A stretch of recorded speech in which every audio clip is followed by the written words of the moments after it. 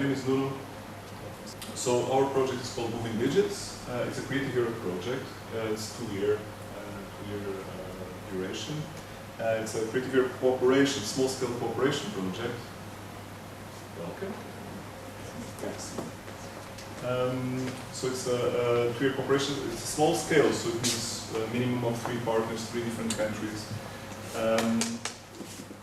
The aim of the project is to enhance dance performances with technology to leading to, hopefully, to the higher engagement of audiences in the performances. As a secondary aim, we also aim to provide dancers and the dance community with further tools for documentation, for reflection, archival, and to provide them also with tools to transpose the experience, which is a non-stage experience, to other contexts. We're thinking of something like VR or immersive spaces. We're following very much kind of a UCD approach, a center design approach. It's very community-driven. We're working with a community of dancers, so we had a big call in the beginning of the year. We had 92 dancers applied. Now we're working with 10. We selected 10 dancers from that call, and we'll be working with them in several workshops. So the partners are, MITI is leading the project. We have Hochschule Düsseldorf, we have Joschen in Hochschule Düsseldorf there, namely the Mirevi lab or group inside Hochschule Düsseldorf. Jochen will explain more about that. Then we have a dance group from Estonia called Sotulat Tansulava, or Independent Dance Stage. So those are the 3 main partners of the project, and we have, as associated partners, we have Tanzhaus NRW, which is also in Düsseldorf. And it's, NRW means North Rhine-Westphalia, so it's a big main region, economically strong, and also culturally strong regions in Germany. Then as associated partner, we have as well a Portuguese company represented by William, just like I'll mention it again. So we already had a first workshop in Tallinn in February with the dancers, where we basically, it was a brainstorming, idea gathering, and discussion workshop to gather needs and kind of requirements for the system we would use for performance. Once we've done that, now we're preparing all the. It was very low tech in a sense, so we didn't have much technology in that workshop. We were just collecting ideas, brainstorming. It was 2 days gathering ideas with the participants, and now we will have a second workshop here. So actually yesterday we were looking at space and looking at opportunities. Possibly, I think one of the most probable scenarios, we're going to do it in -1. We just need some special floor for the dancers, because dancers need some kind of special floor that is comfortable for them to get hurt or injured. So if we get that floor as we wish, if we could do it here in -1, we need our partners to agree with that as well. But I think hopefully we'll be seeing 10 dancers from all over Europe coming to MITI, and hopefully we can drop by and see them prepare these systems and the content that we need for the future performances that we're building. So in order to prepare for that, and because we're spread all over Europe, UK, Germany, etc., Portugal, etc., we decided to have 1 week where we would work together. So we're now we camped in -1. We're all working on systems that the dancers will use in June. When they come here, 17 to 20, we'll be here for 4 days. And we thought it would be a great opportunity also to introduce them to the MITI community through this kind of a series of talks. So firstly, we will have Stefan Jurgens. Stefan just joined MITI as part of the Moving Images project. So in March, and hopefully we'll get more acquainted with the BT community. So it's also an opportunity for you to get to know Stefan and vice versa. Next we'll have Jochen from Hochschule Düsseldorf, also talking about his work. And lastly we'll have William from the other partner company that I mentioned, which is Plux Biosignal. So it's a company based in Lisbon. Some of you know Plux from the work with your rehab lab. There's someone from Plux actually there as well at the moment. Also, it's an opportunity to introduce William, because William will be here for 1 month. Also within this logic that we're all separated, so why not spend more time together physically and not in Skype so much. So you'll be seeing William around. So if you're interested in any of the technologies or the concepts that we'll be talking about today, feel free to talk with him. Also feel free to come to -1 to see what we're up to. We have a motion capture system. We'll talk about that. William brought a lot of toys, a lot of sensors and things like that. And we, the media team, which Raul Mazu is also part of, and thank you Raul for organizing this. We are working more on the output side of things, so imagery and sound. And Jochen and William are working more on the input side of things, and we're setting up all the OSC kind of communication protocols so that these things talk to each other nicely. So, thank you so much for coming. Yes, hello everyone, I'm Jochen from Düsseldorf. I would like to show you the work that we've been doing in the MOCCA-Project the last years. This talk will not be as focused as the other one, it will be a little bit broader because we had several projects that we worked on during this MOCCA-Project. And I would like to show you what we've done there, and if you find anything interesting, please come and talk to me afterwards. We're always looking for collaborations, for projects, for research, or if you're just curious, I would like to get in contact with people, so that's one of the main topics of this talk. One thing that I should say is that's quite interesting. It was funded by the EU, and it's for regional development. So that means this project was together with companies in the region of Düsseldorf and Cologne to help them develop new things for their company and combine it with research through the university. First of all, I would like to introduce the team that I'm working in Düsseldorf. It's the team MIREVI, which stands for Mixed Reality and Visualization. It's the team of Professor Geiger at the University of Applied Sciences in Düsseldorf. So this is Professor Geiger, and this is a part of the team. At the moment, we are more than 25 researchers and more than 25 students working at the team. When I started there 7 years ago, we've only been 3 researchers and 2 students. So it exploded in the last 5 years quite a lot. And we have several topics we work on. So a lot of things are going for expos and events and entertainment and stage performances. And we do, of course, teaching and try to develop new ways of teaching. Of collaboration, and we have a quite interesting part, it's a creative health part.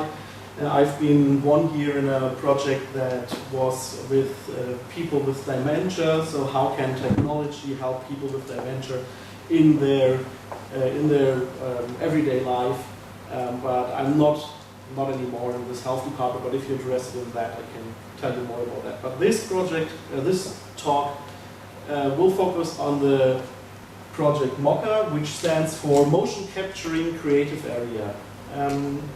What we wanted to try out in this project, it was a 3 years project, it's now finished, so we're now in the synthesis phase where I try to get all the things that we've done out into the world to see if we can find further things that can come next to the project that we did. What we try to find out is how can 4 partners that are actually in quite diverse sections, how can they work together and how can they benefit from each other. So what we have was we had a partner for dance, a partner for medical technology, a partner from the film production and content creation, and we had the human technology interaction lab from Professor Greiber, so the team Irevi. And we were looking how can we use these things, put them together to create something new. So we had 4 projects. I would like to show you all of these projects in short now. And every project was like leaded by one of the 4 partners. So we have 4 partners. This is the Tanzhaus NRW, so the dance partner. This is which means dance house, Northern Australia. So we have Lava Labs, they are the film partner. We have Velamed, they were the medical technology and then the university. And I did the overall coordination of the project, and then during each sub-project, one of these partners had the leadership to develop something that they wanted. Just a short video of where I came from. So why did I want to work in this project? 5 years ago I had my first project with the Tanzhaus. It was not yet connected to MOCCA, but it led to MOCCA. And it was just a short project where I tracked dancers with a camera in front of a screen, then projected the silhouette of the dancers, and it was a shadow play between dance and imaginary shadow. So that was my first step. So 5-6 years ago, my first work together with dance, and I was absolutely intrigued by it, and I wanted to further this, and that's how we came to the motion capturing project. I'm not going to show the whole video. So the first project that we made during MOCCA was the virtual Tenor project, which was my master thesis as well.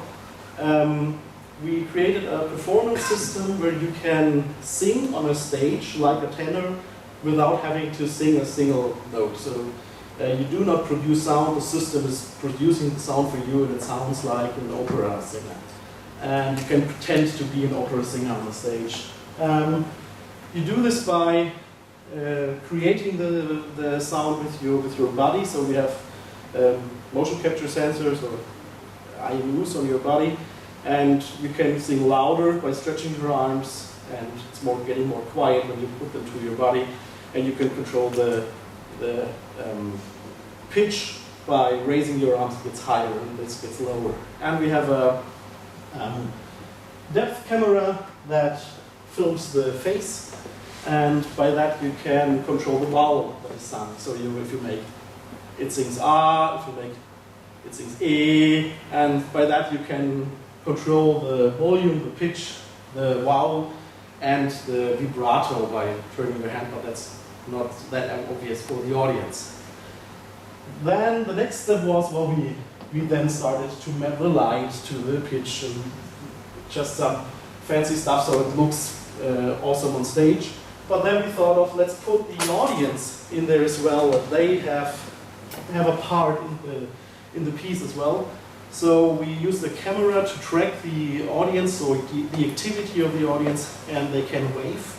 And the more activity there's in one part of the crowd, a background instrument gets louder or less loud. And so by waving, they can control the background music. I have a short video of that. Okay, I turned the audio up. Probably turn it up here as well. Which channel is it?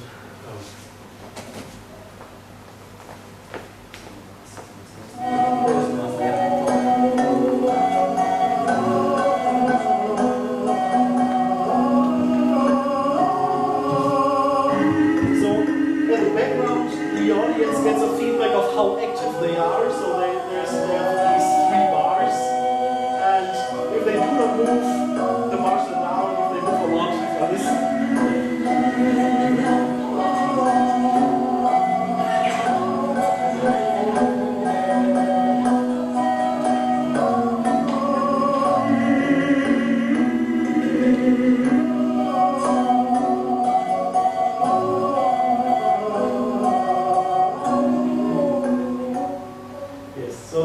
was the first project that we did, and we still keep on working on that. We try to find new ways of tracking the face, because I have to stand still in one place in front of the camera.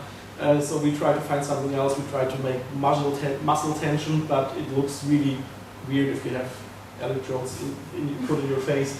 And yeah, other ways we are still developing this project, and we are still presenting it whenever we can, whenever we are asked to present it. So this was the project of the university. So now comes the project, or two projects from the dance house, or Tanzhaus, where we collaborated together with Joschen. He will have a residency during Modi as well. I'm not quite sure how long it will now be. The residency, how many months? 6 months, something like that. So we will have a 6-month residency with Joschen. And what we did here is the first project that we did with him was a dance clinic.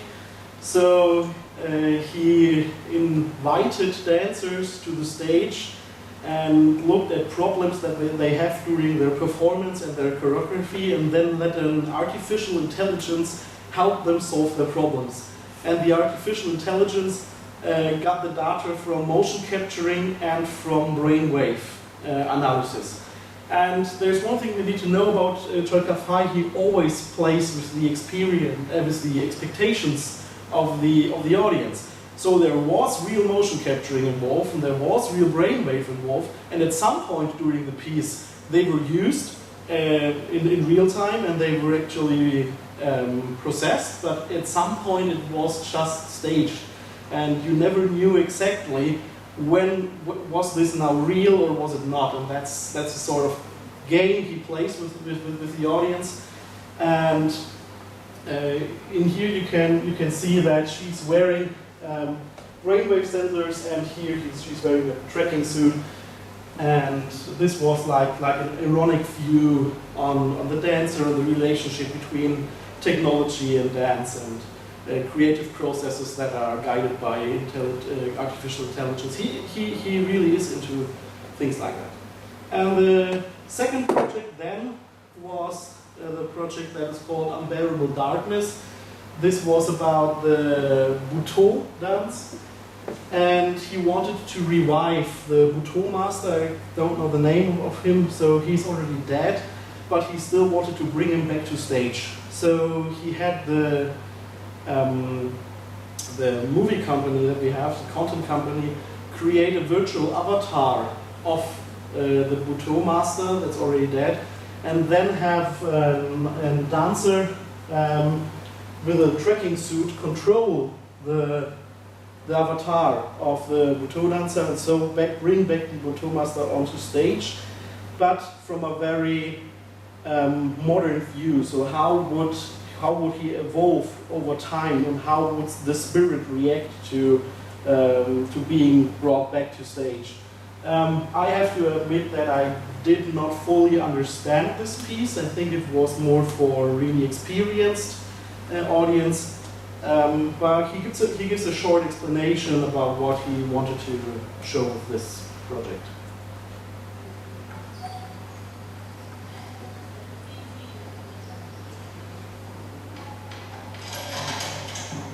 My name is Kapla. I'm an artist from Singapore living in Berlin, and now I work at Tenor as a factory artist. I think in Unbearable Darkness there's a few layers. The first one, of course, is my sort of take on Muto and the dance form, and I want or try to create a type of post-human choreography.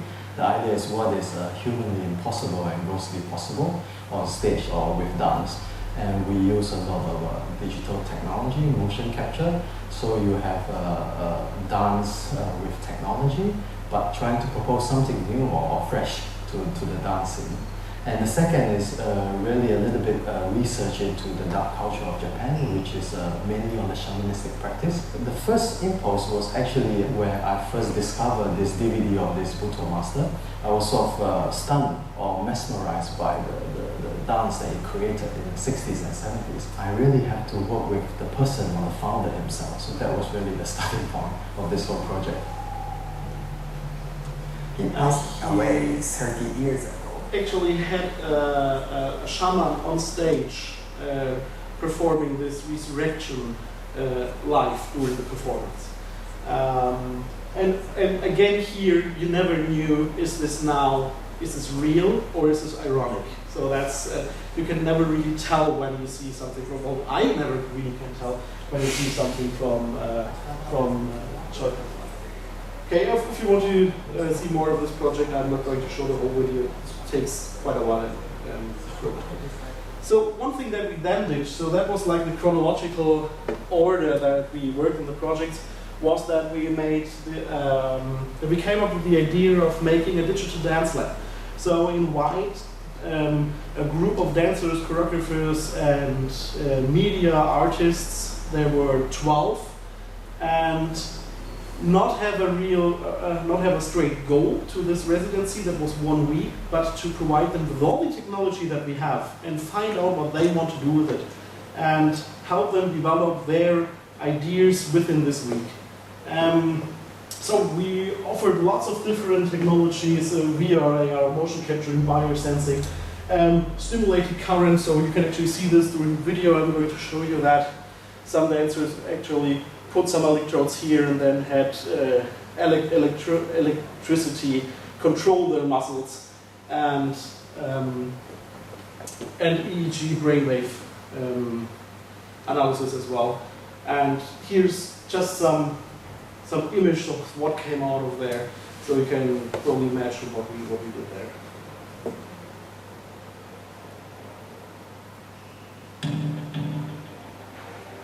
So this was OptiTrack that we used here, motion capturing system that is MACA based, and he used muscle sensing to control the music. So he created through his dance the music he was dancing to. They made a performance where they said no matter how much technology you put in or on a performer, or in a performer, into a performance or on the performer, you always need the dancers and you always need some humans for a good choreography or a good performance. That's what they wanted to show.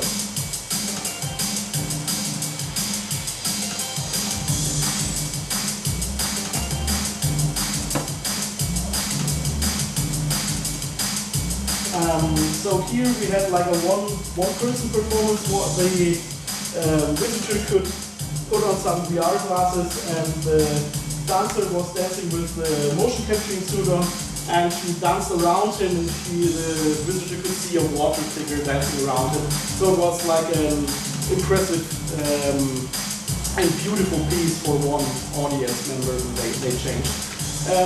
There's one other project that was in there that is not in the video. So we had a group of dancers that made a performance or made a choreography that could not be tracked by the tracking system. So they went too close together. They made too fast movements. So they reattached markers so that it was actually impossible for the system to perfectly track the skeleton. Then they looked at the skeleton dance, so at the weird skeletons dancing, and tried to re-dance what they were seeing and put this on stage. So it was like weird dance movements, and that was their stage performance. So it was like a digitally distorted choreography. It did not get staged yet, but they still want to do it. So now just to get to the end.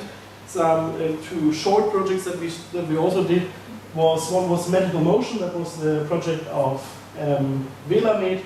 They wanted to find out how far can you get with all the biosensing and all the motion capturing. They did studies on, so it was like a big stress test that they did on the systems that we have. And so here is some example of the capturing system. That's actually in -1. We have it there. So this is at our lab where we have a tracking of 2 persons and a ball, and it does not need any markers. So once it is set up, you can step in there and you're tracked within half a minute or less, so 20 seconds. Then a person can be tracked, and this is an example of where the setup was really robust and really good, and you can then also track other objects than humans.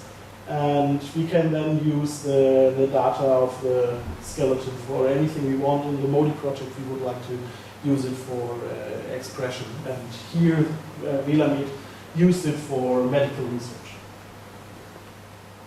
And the last project that we did was a project by Lava Labs. So they at first wanted to make sort of, that's why it's called avatar puppeteer. They wanted to reinterpret animated avatars through real-time motion capturing, and they wanted to make it look fancy and to go beyond the normal. You have a one-to-one mapping of the tracking data to an avatar. So they wanted to go beyond that, and then they found out that what they want is not yet possible in means of computation. So what we made is like a video of what they imagined, what they would like to be able to be achievable in real time. And we worked together with the dancer Takao, and they made a choreography that is inspired by Bauhaus, and that goes from 3D to 2D and mixes these layers of presentation, layers of display. So this is the last video, and then I'm done for today. So it's still in the rendering. The full video, I got this just a couple of days ago. And this is now a photogrammetric model of Takao that we saw for a really short time. And now the things dissolve into 3D and after that into 2D shapes.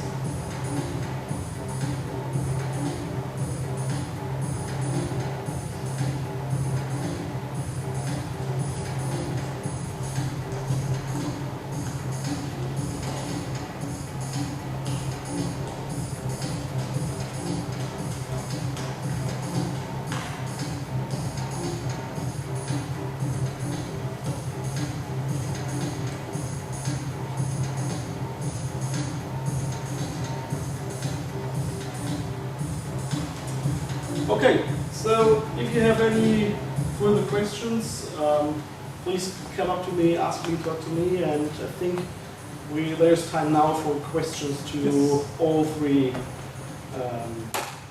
speakers. Thanks a lot.